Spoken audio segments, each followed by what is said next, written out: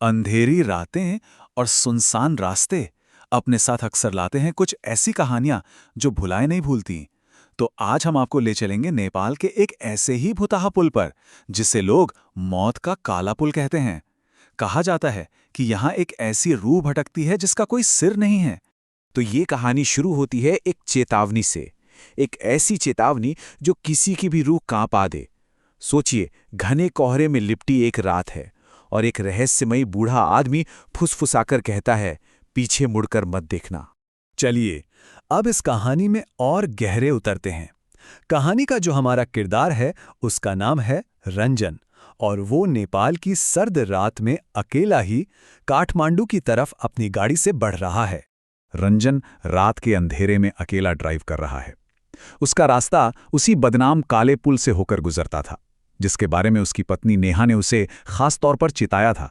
उसने कहा था, वहां भूलकर भी मत रुकना। ऊपर से घना कोहरा और नेहा की वो बातें रंजन के दिल में एक अजीब सा डल पैदा कर रही थीं।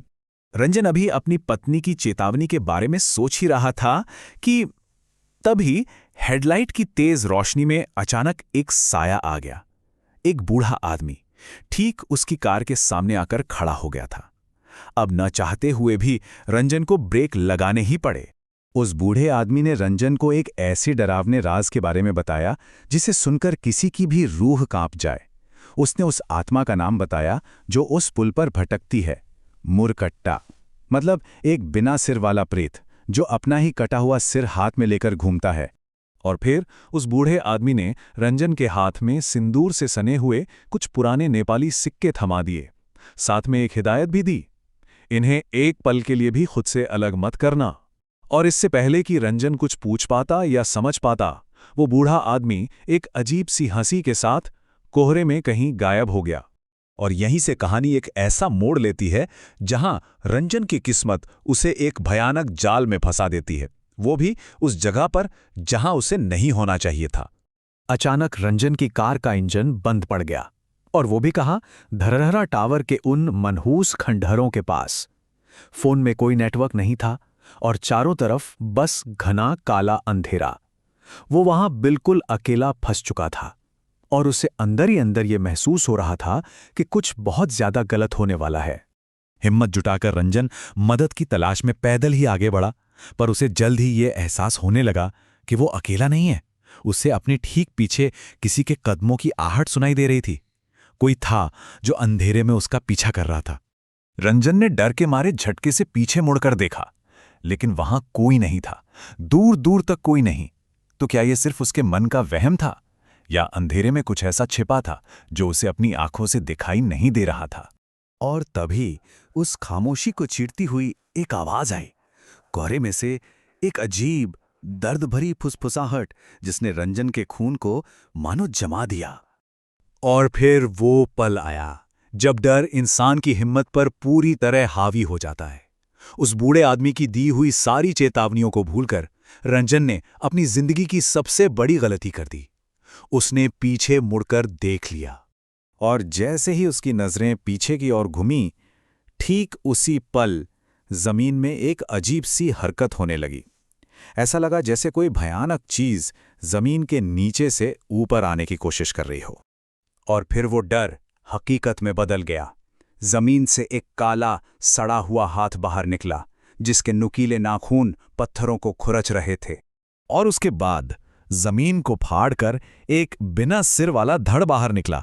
एक ऐसा नजारा जो किसी के भी होश उड़ाने के लिए काफी था। वो मुरकट्टा था।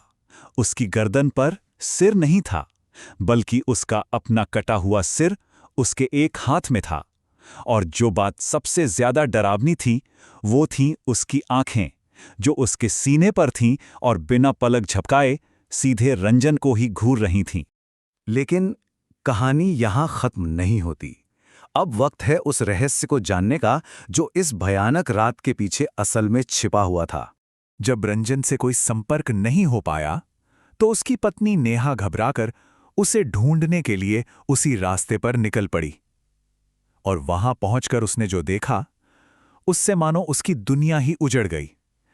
रंजन की गाड़ी खड़ी थी और वो खुद जमीन पर बेजान पड़ा था। तभी वो बूढ़ा आदमी एक बार फिर सामने आया और उसने मुरकट्टे की दुखद कहानी सुनाई। सदियों पहले एक सैनिक को उसी के साथियों ने धोखे से मार डाला था, उसका सिर काट दिया और उसकी रूह को धरहरा टावर की नींव में हमेशा के लिए कैद कर दिया। लेकिन 2015 में आए भयानक भूकंप ने उस कैद को तोड़ दिया और वो भटकती हुई आत्मा आज़ाद हो गई। तो फिर सवाल यह है कि रंजन बचा कैसे? बूढ़े आदमी ने बताया कि उन तांत्रिक सिक्कों ने मुरकट्टे को भगाया नहीं, बल्कि एक धोखा दिया। उन सिक्कों ने रंजन की जान, उसकी रूह को कुछ देर के लिए अपने अंदर खींच लिया। जब रंजन बेजान होकर जमीन पर गिरा तो मुरकट्टे ने उसे मरा हुआ समझ लिया और उसे वहीं छोड़कर चला गया। कुछ देर बाद जब रंजन को होश आया तो वो बहुत कमजोर था, पर जिंदा था। लेकिन उसका बचाने वाला, वो रहस्यमयी बूढ़ा आदमी, वहां कहीं नहीं था।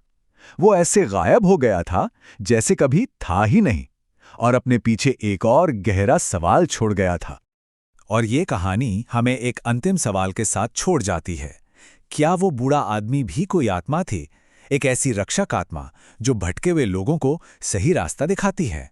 शायद जहां बुराई होती है वहां अच्छाई भी किसी ना किसी रूप में जरूर मौजूद रहती है, एक संतुलन बनाए रखने के लिए।